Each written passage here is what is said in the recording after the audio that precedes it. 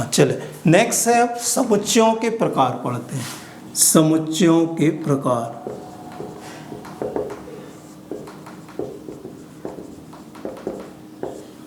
समुच्चयों के प्रकार, सबसे पहला इसमें होता है पहला समुच्चय रिक्त समुच्चय।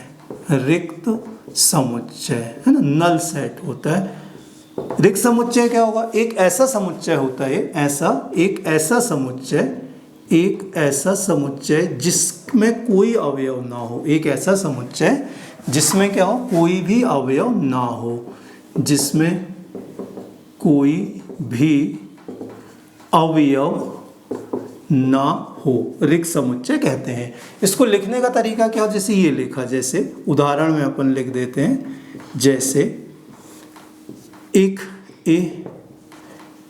धनु कोष्ठक बनाएंगे, कोई भी अवयव नहीं लिखा जाएगा। ऐसा नहीं कर सोचेंगे कि सर ये रिक्त समुच्चय तो जीरो है, जीरो एक अवयव है, रिक्त समुच्चय नहीं होगा। रिक्त समुच्चय में कोई अवयव नहीं लिखा जाएगा, या इसके ऐसा दर्शाया जाता है। रिक्त समुच्चय को क्या करते हैं, या रिक्त समुच्चय को जो दर्शाया जाता है इस तरह से फाई से दर्शाया जाता है ना।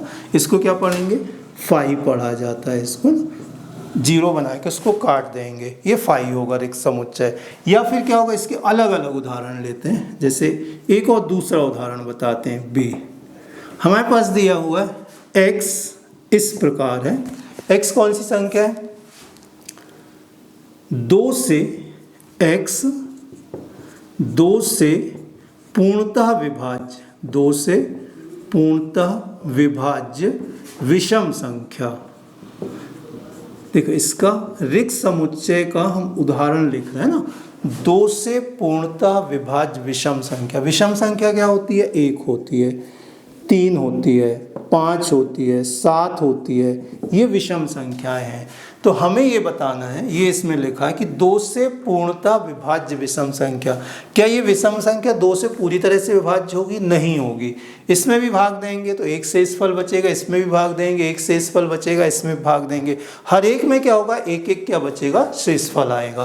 तो ये क्या होगा? रिक्त समुच्चय होगा। मतलब ऐसी कोई विषम संख्या नहीं होगी जो क्या होगी? 2 से पूरी तरह से विभाजित हो। इसलिए यह कौन सा समुच्चय होगा?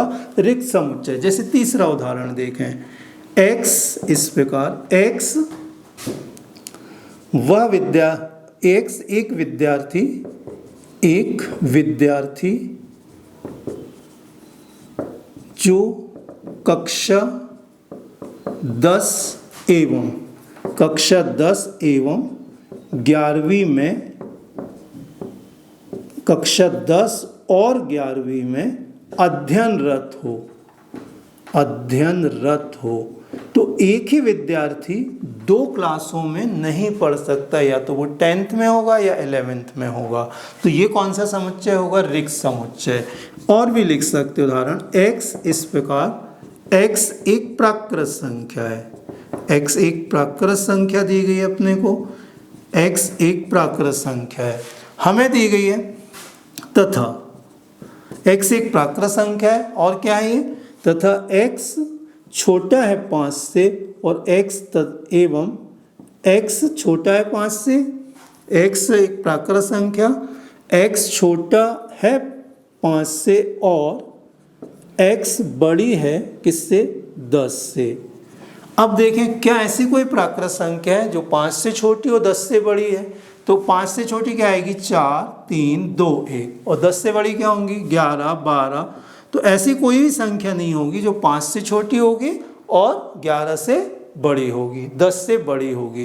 तो ये भी कौन सा समुच्चय है? रिक्त समुच्चय। जैसे हमें दिया है ई दिया है, x इस प्रकार, x एक वास्तविक संख्या दी गई। x कौन सी संख्या है? वास्तविक संख्या। तथा x वर्ग धन 4 बराबर 0 दिया है।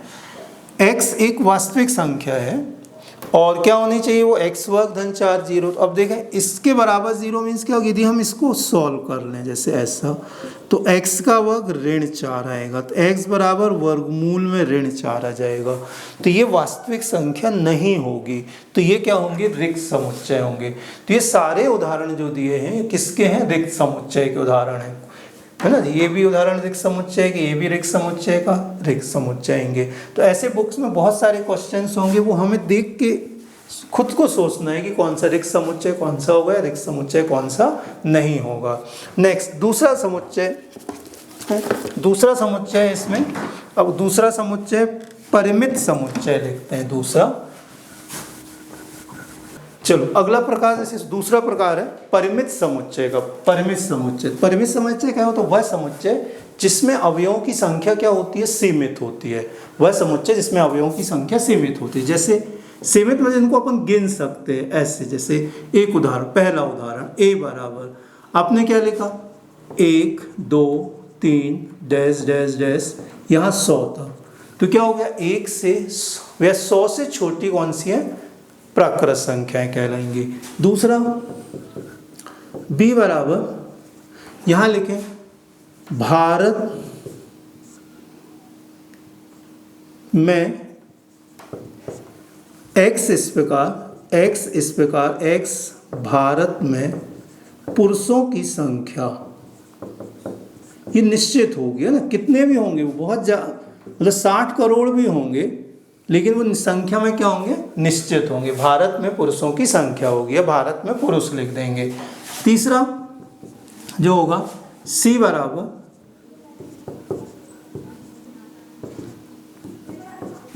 ये क्या हो गया, 1000 से छोटी कौन सी संख्याएं कहलाएंगी, 1000 से छोटी सम संख्याएं कहलाएंगी। तो ये भी क्या होगा, परिमित समुच्चय कहलाएगा।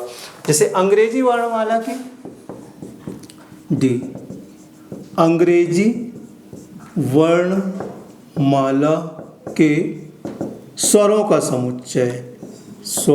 समुच्चय, या अंग्रेजी वर्णमाला के अक्षर लिख देंगे, अंग्रेजी वर्णमाला के अक्षरों का समुच्चय। तो 26 ही होंगे टोटल, स्वर इसमें कितने होंगे, 5 होंगे।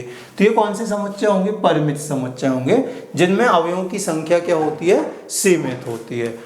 अब अगला एग्जाम्पल देखते हैं,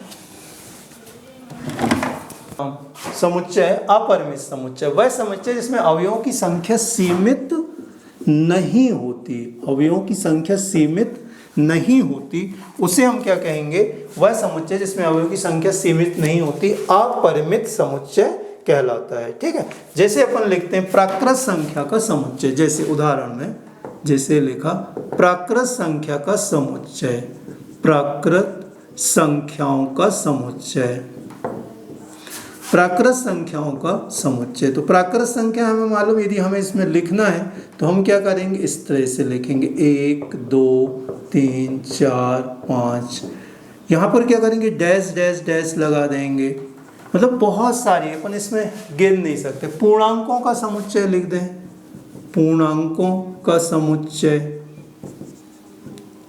पूर्णांकों का समुच्चय या पूर्णांक संख्याओं का समुच्चय। पूर्णांक संख्याओं को z से लिखते हैं, तो ये क्या होगा, यहाँ भी इस तरफ भी क्या होगा, जैसे ऋण 3 ले लिया, ऋण 2, ऋण 1 0 1 2 3, इस तरह से। तो यहाँ क्या होगा, शून्य के इधर 1 2 3 अनंत होंगी और शून्य से इधर ऋण अनंत। तो ये भी क्या होंगी, पूर्णांकों का समुच्चय, प्राकृत संख्याओं का समुच्चय, सम संख्याओं का समुच्चय, विषम संख्याओं का समुच्चय।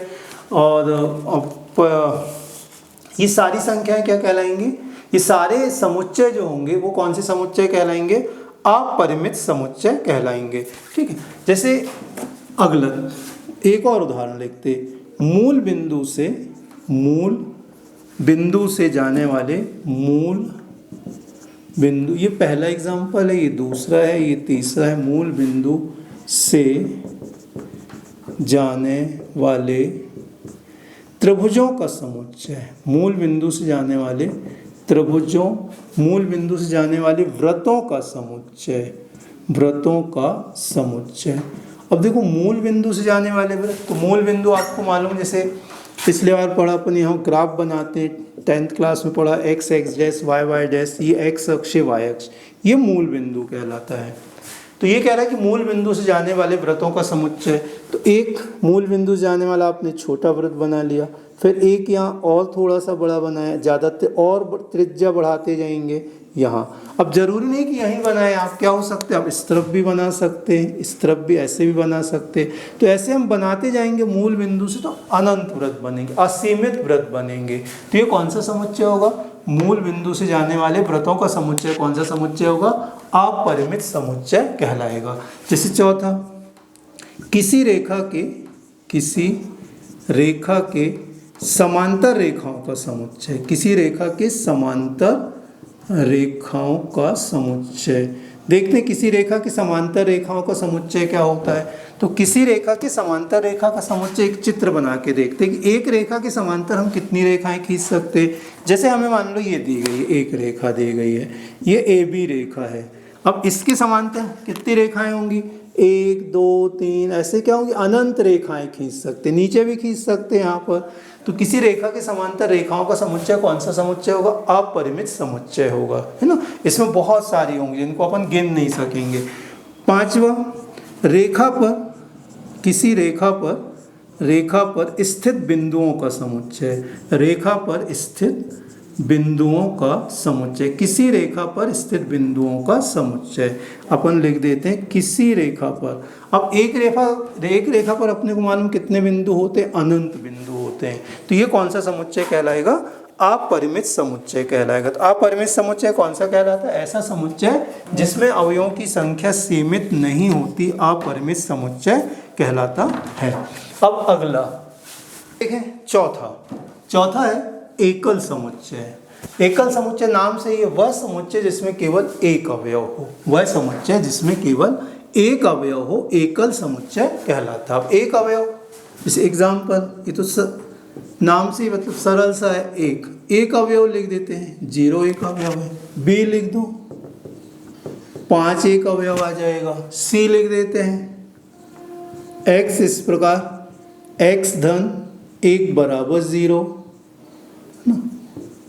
अर्थात क्या होगा, इसको सॉल्व करोगे, 5 लिख दें, कोई भी संख्या, जैसे x धन 5 बराबर 0, x बराबर -5, तो इसका आंसर कितना आ जाएगा, -5। तो इसलिए एकल समुच्चय।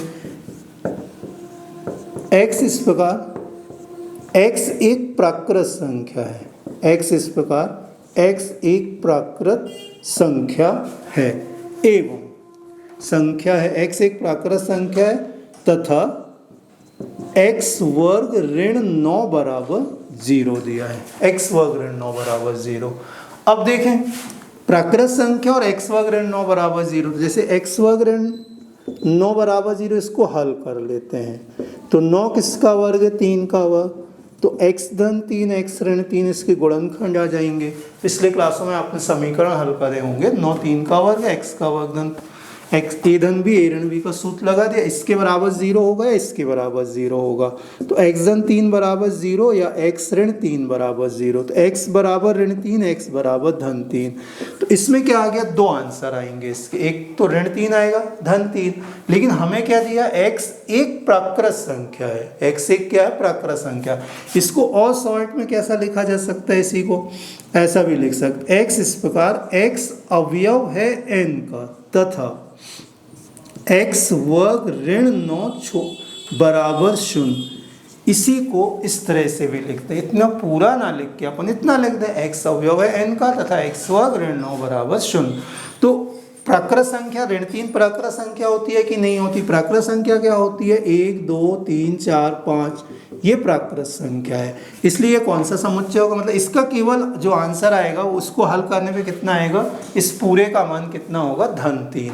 तो ये सारे कौन से समुच्चय हैं, ये कौन से जितने एग्जाम्पल दिए वो सारे के सारे कौन से हैं, एकल समुच्चय के एग्जाम्पल हैं।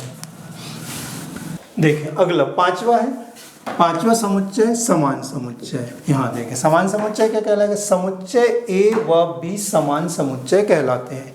समान मतलब 2 समुच्चय होंगे कम से कम, तो 2 समुच्चय समान कहलाएंगे। जैसे ए और बी समान समुच्चय कहलाएंगे कब, जब ए का प्रत्येक अवयव बी का भी अवयव हो एवं बी का प्रत्येक अवयव ए का अवयव भी हो। ए के और बी के अवयव क्या होने चाहिए, समान होने चाहिए। समान से अर्थात वही के वही होने चाहिए पूरे। तो ए जो है, जैसे एग्जाम्पल लेते हैं इसके, हमें ए दिया है 1 2 3 4 और समुच्चय बी हमें दिया है 4 1 2 3। तो हम यहाँ लिख सकते हैं समुच्चय A बराबर B है। देखें 1 2 3 4, 1 2 3 4 वही अवयव चेंज नहीं होंगे। दूसरा एग्जाम्पल लेते हैं। दूसरा A बराबर दिया हुआ है 2 4 6 8 और 10। B बराबर दिया है x इस प्रकार है x बराबर 2n, n अवयव है n का और n एक छोटा बराबर है 5 से, एक छोटा बराबर है n से, n छोटा बराबर है 5 से। इसको कैसे पढ़ेंगे? एक छोटा बराबर है n से, n छोटा बराबर है 5 से। या अपन ये कह सकते हैं कि n का मान 1 और 5 के बीच की संख्याएं होंगी जिनमें 1 और 5 भी शामिल होगा। तो यहाँ क्या लिखा है? ये दोनों समान समुच्चय कह रहे हैं हम। कैसे होंगे? मतलब 2 4 6 8 तो यहाँ स्पष्ट दिख गया। यहाँ अपने को n के कौन से मान रखने? एक तो प्राकृत संख्या है, जैसे x अवयव है n, तो आपको तुरंत सोचना चाहिए कि प्राकृत संख्याएं मतलब ये वाली संख्याएं होती हैं। हमें कौन सी प्राकृत, n का मान कौन सा लेना है? प्राकृत संख्या। वो कौन सी प्राकृत संख्या? 1 से 5 तक की प्राकृत संख्या ये लेनी है। तो आप यहाँ 1 रखो, n का मान यहाँ पर 1 रखो तो 2 एकम 2 आ जाएगा। फिर अब 2 रखेंगे तो 2 दूनी 4 आ जाएगा, 3 रखेंगे तो 2 तिया 6 आ जाएगा, 4 रखेंगे 4 दूनी 8 आ जाएगा, 5 रखेंगे तो 5 दूनी 10 आएगा। तो ये दोनों समुच्चय भी कौन से समुच्चय कहलाएंगे? ये दोनों समुच्चय भी कौन से होंगे? समान समुच्चय। मतलब a बराबर कितना आ जाएगा? b आ जाएगा। जैसे समुच्चय a बराबर समुच्चय b है, इसी तरह से यहाँ पर भी क्या होगा? समुच्चय a बराबर समुच्चय b हो जाएगा। अब जैसे हम और देखें, अगला तीसरा एग्जाम्पल जैसे दिया a 6 से कम अभाज्य संख्याएं। एक समुच्चय दिया हमें कि 6 से कम अभाज्य संख्याएं, ठीक है। और b दिया है 30 के अभाज्य गुणनखंड। हमें ये देखना है क्या ये दोनों समुच्चय समान समुच्चय हैं। तो 6 से कम अभाज्य संख्याएं, तो अभाज्य संख्याएं जैसे अपन 1 2 3 4 5 6 7 8 इस तरह से आएंगे। अभाज्य संख्या एक नहीं होती है ना, एक को अपन ना भाज्य में लिखेंगे ना अभाज्य में लिखेंगे। तो ये जो होंगी 2 3 5 7 ये अभाज्य संख्या है। लेकिन क्या है? 6 से कम अभाज्य संख्या है। तो यहाँ लिखा है 6 से कम अभाज्य संख्या, मतलब ये समुच्चय में कौन से अवयव होना चाहिए? 2 होना चाहिए, 3 होना चाहिए और 5 होना चाहिए, ठीक है। इसमें अब b क्या लिखा? 30 के अभाज्य गुणनखंड।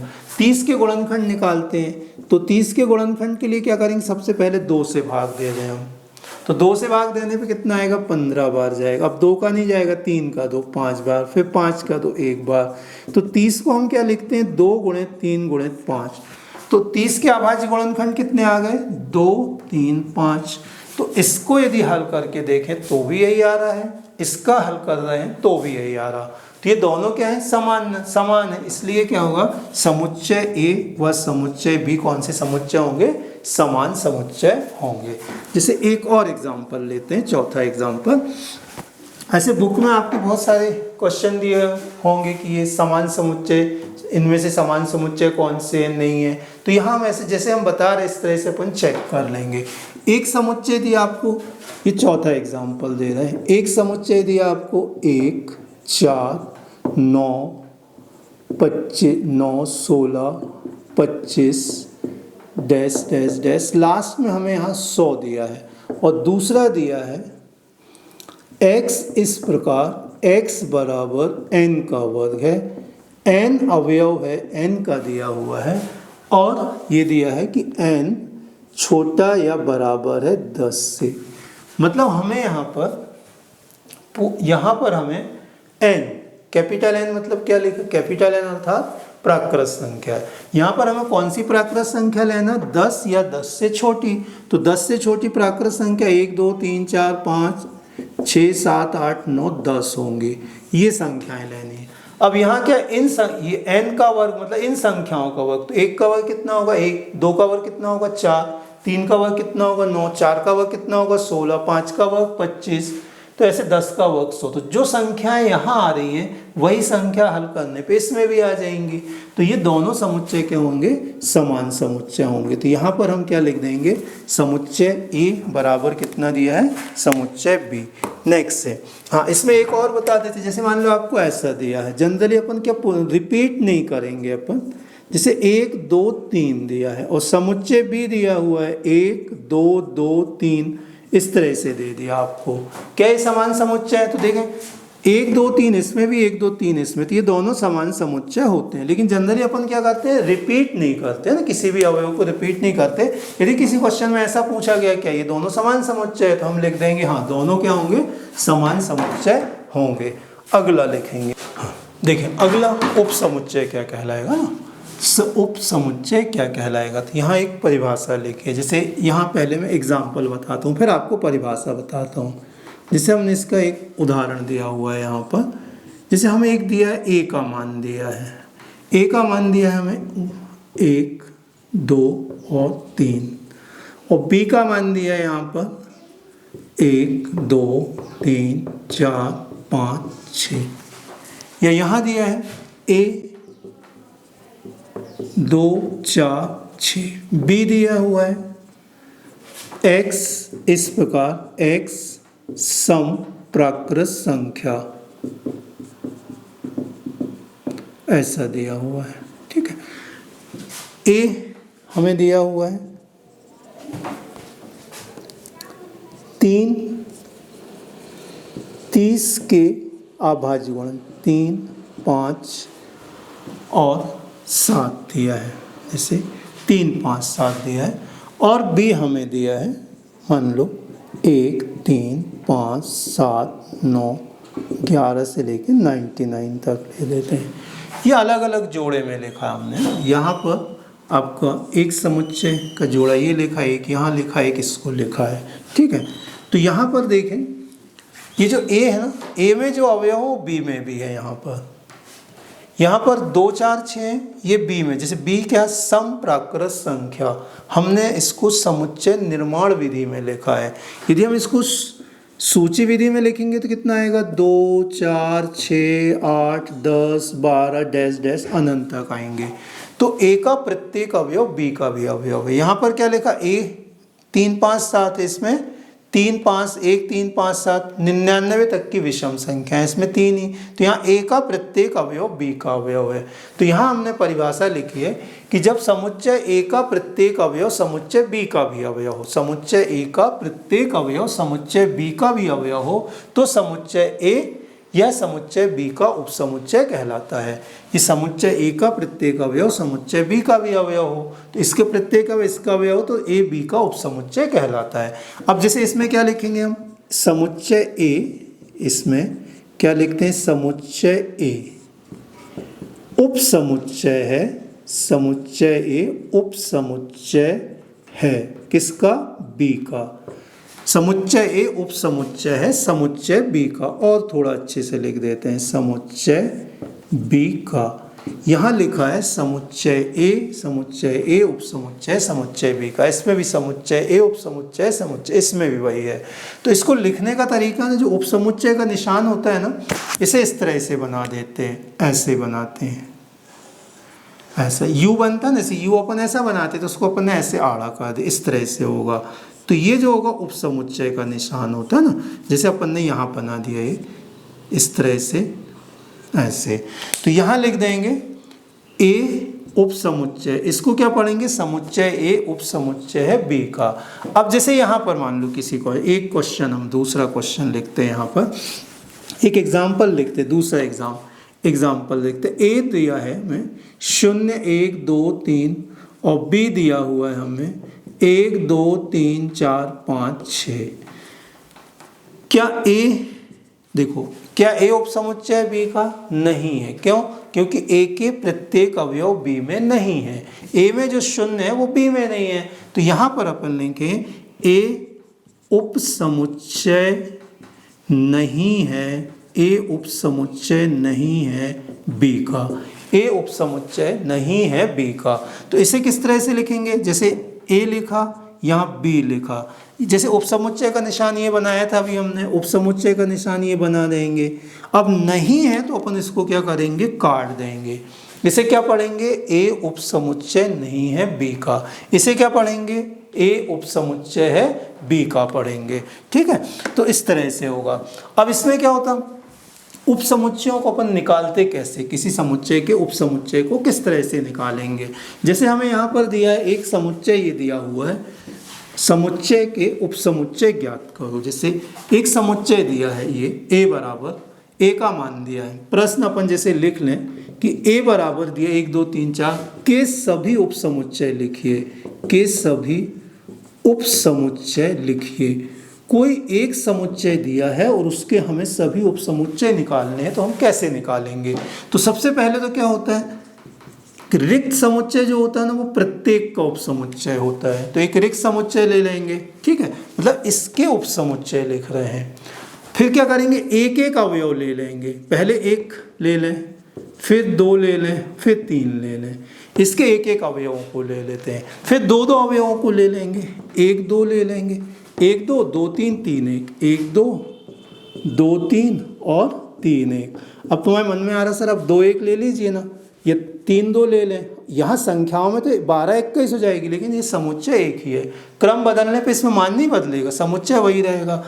तो पहले एक एक अवयव ले लिया, फिर 2 2 ले लिया, और फिर क्या करेंगे अपन, तीनों अवयव ले लेंगे। तो ये क्या होंगे, इसके उपसमुच्चय कहलाएंगे। तो इस समुच्चय के ये क्या होंगे, उपसमुच्चय। जितने हैं वो सभी संभव हो गए।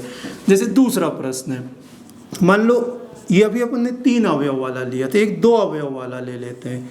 एक 2 अवयव वाला ए बराबर, मान लो आपको दिया ए बी, इसके उपसमुच्चय ज्ञात करो। के सभी उपसमुच्चय ज्ञात करो, सभी उपसमुच्चय ज्ञात करो, सभी उपसमुच्चय ज्ञात करें। तो इसमें जैसे अभी बताया उपसमुच्चयों हल, तो सबसे पहले रिक्त समुच्चय, जैसे रिक्त में ऐसा भी लिख सकते हैं, ऐसा भी लिख सकते हो। फिर दूसरा क्या आएगा, एक एक अवयव ले लें, ए आ जाएगा, बी आ जाएगा, और फिर क्या करेंगे, दोनों अवयव ले लेंगे, ए और बी ले लेंगे। तो ये इसके उपसमुच्चय। अब मान लो आपके पास एक ही अवयव बचा है, एक अवयव है, तो कैसे करेंगे। जैसे आपको दिया समुच्चय ए दिया है, ए दिया है आपको 5, इसके उपसमुच्चय ज्ञात कीजिए सभी।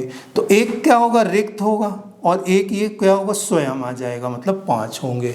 तो यहाँ पर 2 उपसमुच्चय हो गए, इसमें कितने उपसमुच्चय हो गए, 4 हो गए। इसमें कितने उपसमुच्चय हो जाएंगे, 8 उपसमुच्चय होंगे। इसमें एक बात आपने तीनों में नोटिस की होगी, इन तीनों में ध्यान से देखा होगा। एक बात तीनों में है, वो कौन सी है कि यहाँ पर जो होता है ना, रिक्त समुच्चय जो होता है, रिक्त समुच्चय जो होता है वो क्या होता है, प्रत्येक समुच्चय का उपसमुच्चय होता है। रिक्त समुच्चय जो होगा वो प्रत्येक समुच्चय का क्या होता है, उपसमुच्चय होता है। और जैसे 1 2 3 था, ये भी 1 2 3 है ना। यहाँ पर ए बी है तो यहाँ पर भी ए बी है, यहाँ 5 है तो ये भी 5 है। मतलब कोई समुच्चय अपने स्वयं का उपसमुच्चय भी होता है। कोई भी समुच्चय जो होगा वो अपने क्या होता है, स्वयं का उपसमुच्चय होता है। जैसे अभी हमने बताया कि रिक्त समुच्चय क्या होता है, प्रत्येक समुच्चय का उपसमुच्चय होता है। जैसे 5 लिखा, 5 क्या होगा, उपसमुच्चय होगा ए का। फिर कोई समुच्चय स्वयं का उपसमुच्चय होता है, मतलब ए उपसमुच्चय ए का। जैसे ऐसा भी लिख सकते हैं इसको, जैसे ए में मीन्स ए में जैसे 1 2 3 संख्याएं दी गई हैं आपको, अवयव एक समुच्चय दिया है, तो ये उपसमुच्चय होगा स्वयं का, मतलब 1 2 3 या कोई भी अंक लिखेंगे इस तरह से आ जाएगा। अब इसमें आता है तीसरा, किसी समुच्चय के उपसमुच्चयों की संख्या, किसी समुच्चय के उपसमुच्चयों की कुल संख्या, किसी समुच्चय के उपसमुच्चयों की कुल संख्या कितनी होगी। किसी समुच्चय के उपसमुच्चयों की कुल संख्या क्या होगी। जैसे यदि थोड़ी देर पहले आपको याद होगा, अभी हमने बताया था, जैसे एक समुच्चय लिया था 5, तो इसमें 2 उपसमुच्चय निकाले थे, ठीक है। फिर हमने 2 अवयव लिए थे ए बी, तो इसका एक 5 आया था, फिर एक ए आया था, एक बी आया था, और एक क्या आया था, ए बी आया था। तो इसके कितने उपसमुच्चय थे, 2। इसके कितने उपसमुच्चय हैं, 4। फिर एक और एग्जाम्पल, अब भी थोड़ी देर पहले हमने बताया था, इसके कितने उपसमुच्चय निकाले हैं, 8। तो यहाँ हम बता रहे हैं कि किसी समुच्चय में उपसमुच्चयों की कुल संख्या कितनी होगी, क्या 2 होंगे, क्या 4 होंगे, क्या 8 होंगे, या 16 होंगे, या कितने होंगे। तो यहाँ पर यदि अवयवों की संख्या, यदि समुच्चय में अवयवों की संख्या, यदि समुच्चय में अवयवों की संख्या हमें कितनी दी गई है, n है। यदि समुच्चय में अवयवों की संख्या n, जैसे कि इसमें कितना 1 अवयव, इसमें कितना 2 अवयव, इसमें कितना 3 अवयव, तब उप समुच्चयों की संख्या,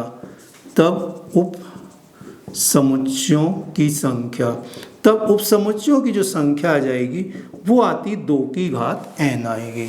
जैसे यहाँ पर देखें, अपन ने n का मान 1 रखा, या n का मान 2 है, n का मान 3 है, n का मान 4 है। इसका अर्थ समझ रहे हैं ना कि 1 अवयव है, 2 अवयव है, 3 अवयव है, 4। तो उपसमुच्चयों की संख्या कितनी आएगी, इसमें 2 की घात 1 आ जाएगी। 2 की घात 1 मतलब 2 आ जाएगा। इसमें उपसमुच्चयों की संख्या 2 की घात 2 4 हो जाएगी। इसमें उपसमुच्चयों की संख्या 2 की घात 3 8 हो जाएगी। यदि 4 अवयव तो उपसमुच्चय की संख्या कितनी हो जाएगी, 16 हो जाएगी। तो जैसे यहाँ पर ने निकाले भी थे 2, यहाँ 2 आ गए। यदि 2 अवयव है तो 4, इसमें भी 4 निकाले थे, यहाँ 4 आ गए। थोड़ी देर पहले एग्जाम्पल 1 2 3 लिया था, उसमें कितने अवयव ने, कितने उपसमुच्चय निकाले थे, 8, तो इस सूत्र में 8 आ गए। तो इस तरह से क्या होगा, उपसमुच्चयों की संख्या का ये सूत्र होगा, कितना, 2 की घात n होगा। चलिए अगला देखें, उचित उपसमुच्चय या अधिसमुच्चय। उचित उपसमुच्चय एवं अधिसमुच्चय क्या होगा। तो यहाँ ये लिखा है अपने, A और B 2 उपसमुच्चय, A और B 2 समुच्चय हो, है ना, A और B 2 समुच्चय हो तथा A और B 2 समुच्चय हैं। किस तरह से हैं, A और B 2 उपसमुच्चय हैं जब अपने को क्या दिया है, A उपसमुच्चय है B का और A बराबर नहीं है B के। जैसे एक एग्जाम्पल से बता देते हैं, जैसे हमें दिया है A B C और B दिया हुआ है A B C D E। ये A उपसमुच्चय B का है ना, A उपसमुच्चय B का।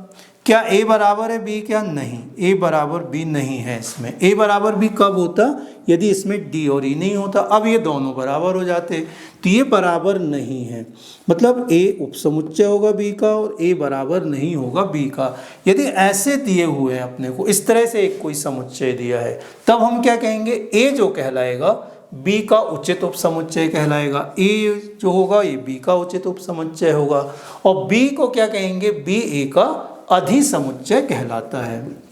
B A का अधिसमुच्चय कहलाता है यदि इस तरह से हो।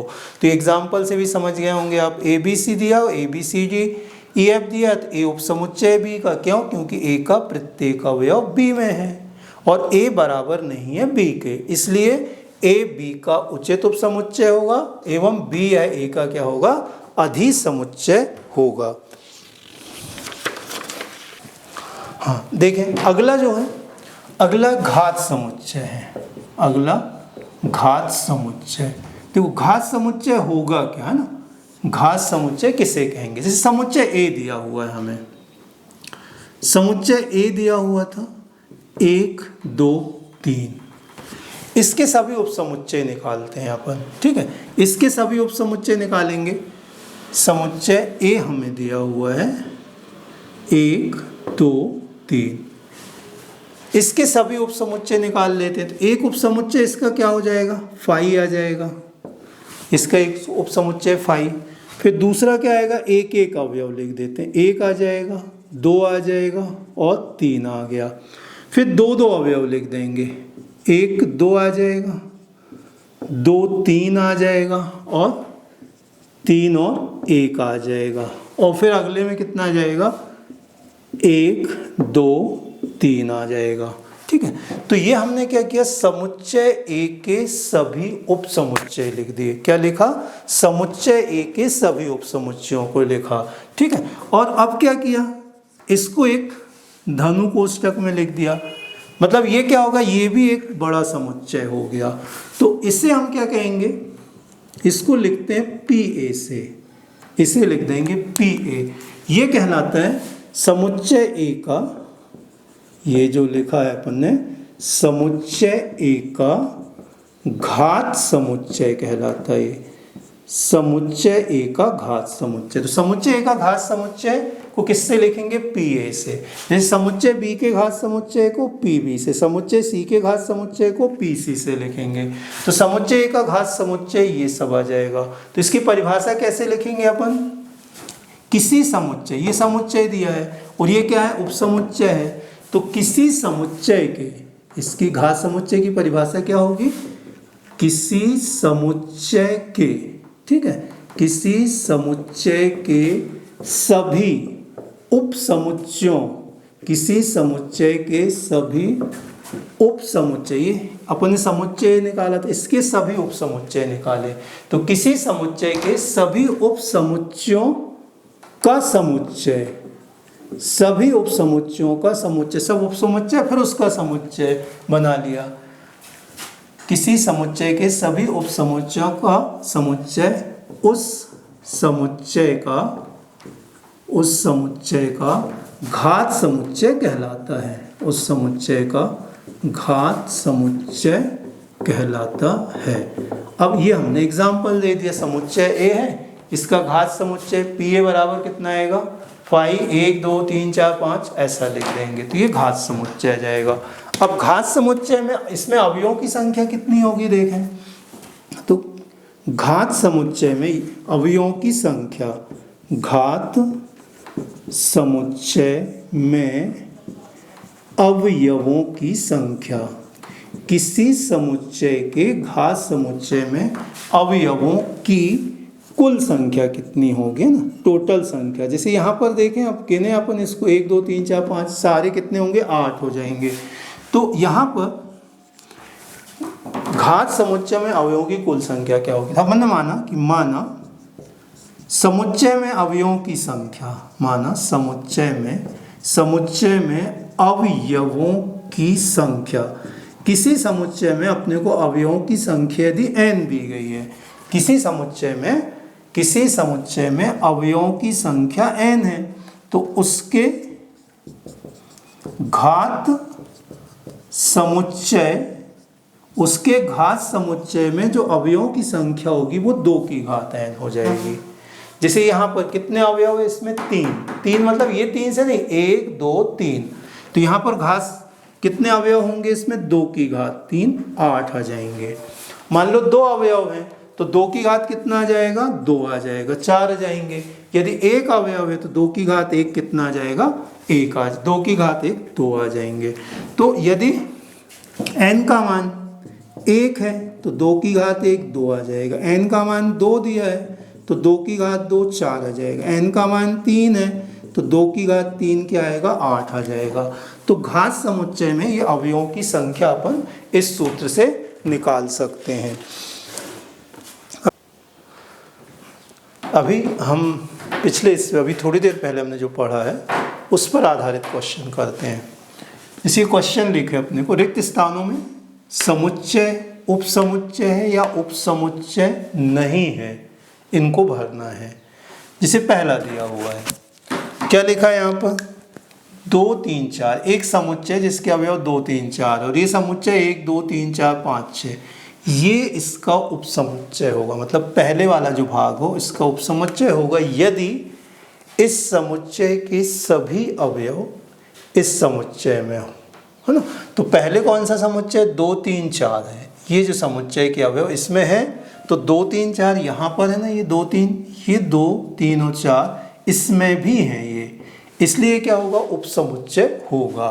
तो यहाँ पर निशान लगा देंगे ये उपसमुच्चय का। दूसरा देखें, x विद्यालय का 11th का छात्र है। एक विद्यालय है, उसमें कक्षा 11वीं का छात्र है और ये एक विद्यालय का छात्र है। तो हमें मालूम है कि जो कक्षा 11वीं का छात्र होगा वो विद्यालय का होगा, चाहे वो 9वीं का हो, चाहे 10वीं का हो, चाहे 11वीं का हो या 12वीं का, वो उस विद्यालय का छात्र होगा। तो ये क्या होगा? उपसमुच्चय हो जाएगा। हाँ, यदि उल्टा हो जाता कि विद्यालय का छात्र और यहाँ कक्षा 11वीं का छात्र, तो फिर वो समुच्चय नहीं होता। ठीक है, तो विद्यालय का छात्र जो होगा, विद्यालय के 11वीं का जो छात्र होगा वो विद्यालय का छात्र होगा। मतलब इसका जो अवयव होगा वो इसका भी होगा। समतल में एक वृत्त है, समतल में, किसी समतल में वृत्त है। अब समतल में वृत्त मतलब क्या होगा, ये 1 सेंटीमीटर वाला भी हो सकता है, 2 वाला भी हो सकता है, 3 वाला भी। किसी समतल में बहुत सारे वृत्त हो सकते हैं। और x इस प्रकार है, x समतल में 1 सेंटीमीटर त्रिज्या का वृत्त, और यहाँ क्या दिया है कि 1 ही सेंटीमीटर त्रिज्या का वृत्त। तो ये क्या होगा, उपसमुच्चय नहीं होगा, क्योंकि इसमें बहुत सारे वृत्त होंगे जो उसमें नहीं है। इसमें तो केवल एक ही वृत्त है, वो कौन सा है, वो 1 सेंटीमीटर त्रिज्या वाला। तो ये क्या होगा, उपसमुच्चय नहीं होगा, इस उपसमुच्चय नहीं होगा। तो इसको हम क्या करेंगे, इस तरह से लिख के काट देंगे। हाँ, यदि उल्टा होता, ये यहाँ लिखा होता और ये यहाँ होता, तब ये क्या हो जाता, उपसमुच्चय हो जाता। अगला देखें अपन, यहाँ पर x समतल में स्थित समबाहु त्रिभुज, x समतल में स्थित त्रिभुज। जैसे यहाँ समबाहु त्रिभुज दिया है। समबाहु त्रिभुज किसे कहेंगे, जिसमें तीनों भुजाएं बराबर, तो ये समबाहु त्रिभुज है, और ये भी समबाहु त्रिभुज है। अच्छा, ये समतल में स्थित समबाहु त्रिभुज जिनमें तीनों भुजाएं आपस में क्या दी गई, अपने बराबर। और फिर यहाँ क्या दिया, समतल में स्थित त्रिभुज। तो यहाँ समबाहु भी हो सकता है, समद्विबाहु भी हो सकता है, विषम बाहु भी हो सकता है, समकोण भी हो सकता है। यहाँ बहुत सारे त्रिभुज है, उन त्रिभुजों में से एक समबाहु त्रिभुज लिया है।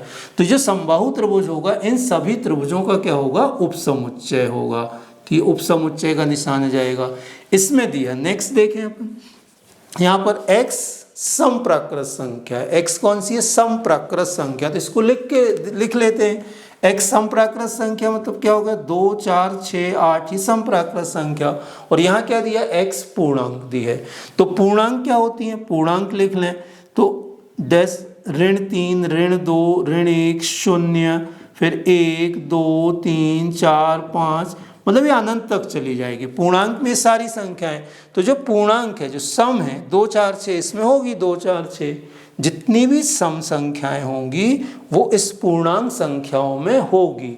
इसलिए क्या होगा, समप्राकृत संख्या क्या होगी, उपसमुच्चय होगी। किसका, पूर्णांक का उपसमुच्चय होगी। सम संख्या जो होगी वो पूर्णांक का उपसमुच्चय, क्योंकि सम संख्या का प्रत्येक अवयव इस पूर्णांक में भी उपस्थित होगा।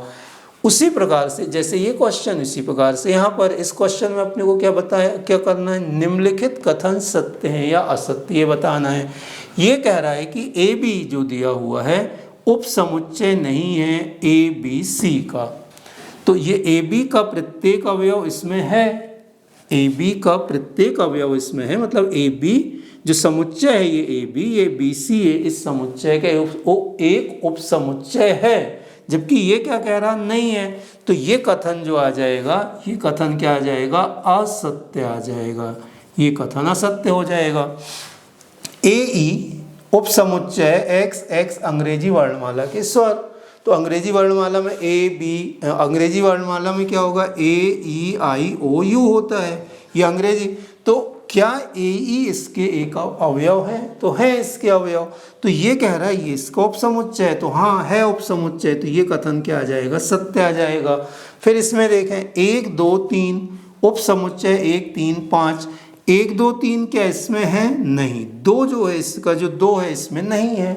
तो ये क्या होगा, असत्य हो जाएगा। ये कह रहा है कि ये समुच्चय 1, 2, 3 उपसमुच्चय 1, 3, 5 का, तो ये क्या आ जाएगा, असत्य आ जाएगा। ये जो होगा वो असत्य होगा।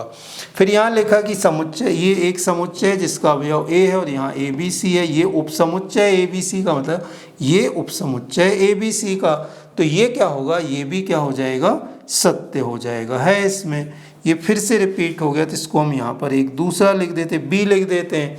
क्या पी ए, अच्छा सही, ये जो है ए अवयव है ए बी सी का। देखें ये लिखा है समुच्चय ए उपसमुच्चय ए बी सी का सत्य। अब ये कहता है कि समुच्चय ए अवयव है ए बी सी का, ये असत्य है। हाँ, ये सत्य कब होता है, जब ऐसा होता, ए अवयव है ऐसा, ए अवयव है, क्या लिखा होता, ए बी सी।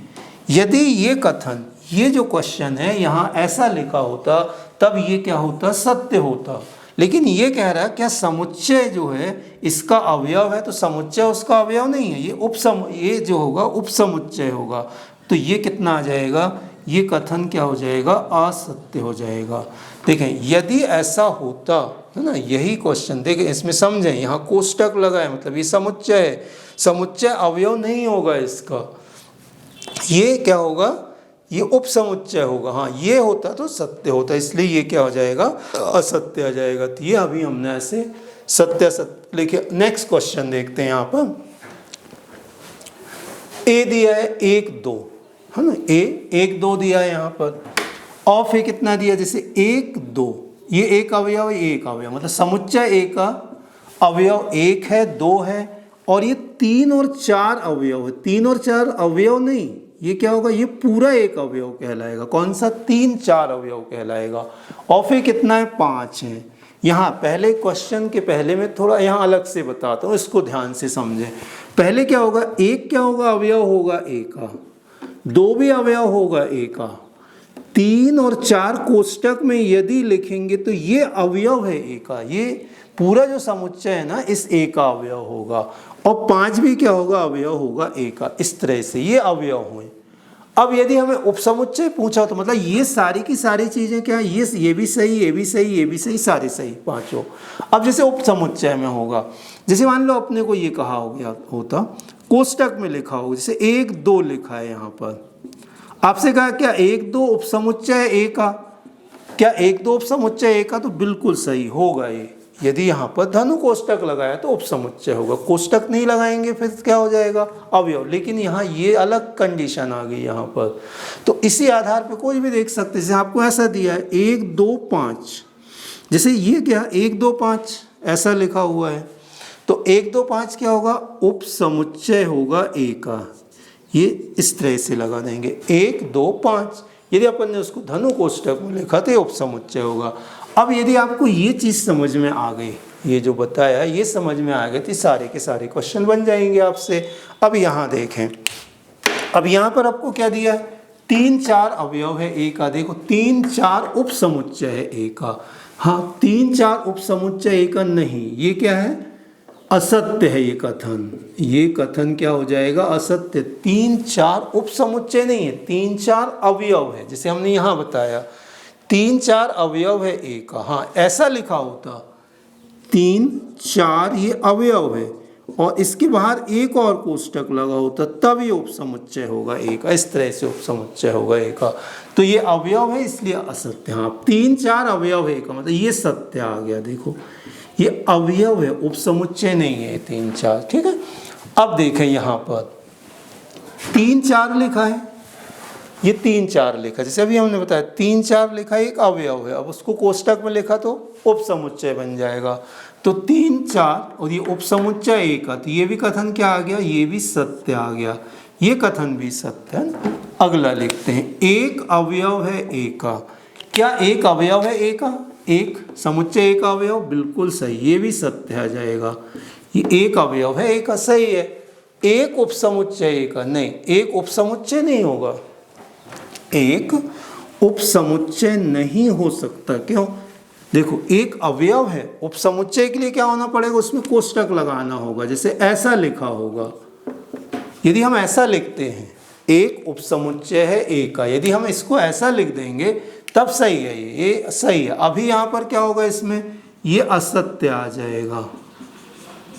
ये जो है ये एक उपसमुच्चय एक असत्य, हाँ एक अवयव है एक असत्य। अब देखें 1 2 5 उपसमुच्चय एक, 1 2 5 ये तीनों अवयव हैं, तो बिल्कुल सही है, ये एक समुच्चय है। ये अवयव है, जब अपन ने इसको कोष्टक में लिख दिया तो एक समुच्चय बन गया। तो ये 1 2 5 उपसमुच्चय होगा ए का, ये क्या आ जाएगा, ये सत्य आ गया, यहाँ पर ये सत्य होगा।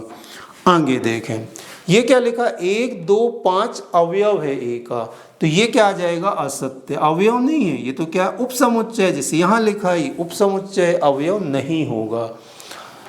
अगला देखते हैं, फाई उपसमुच्चय ए का। हम अभी पहले बता चुके हैं, जब इसकी परिभाषा बताई है, तो फाई जो रिक्त समुच्चय होता है ना, रिक्त समुच्चय होता है, ये रिक्त समुच्चय अवयव है ए का, ये असत्य है, समुच्चय नहीं है, अवयव है ना, असत्य।